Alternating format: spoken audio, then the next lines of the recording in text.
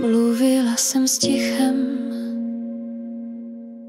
a ono mi řeklo: počkej, vše, co bolí, přejde a vše, co miluješ, také.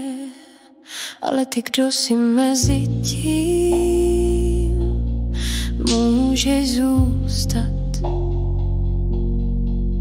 silný v jemnosti, oheň ve vodě. A přesto hoříme ve světě, který chladne. Milujeme v jazyce, který zítra zapomenou. A přesto doufáme, i když víme, že konec je jistý, ale krása byla přesto naše.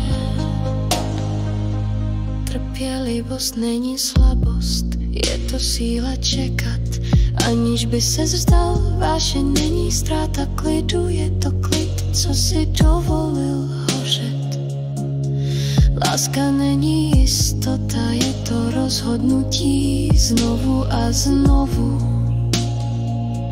I ve stínu smrti přijmout znamená obejmout i to, co mizí.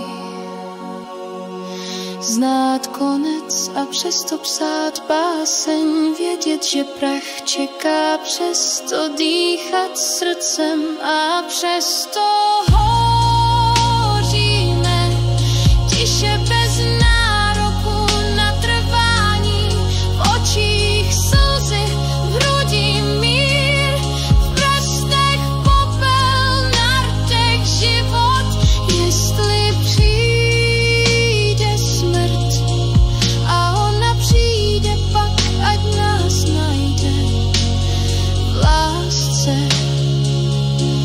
v klidu, v plamení. Já hořím a přesto nezháším. Já čekám a přesto jdu dál. Já miluji a v tom jsem věčná.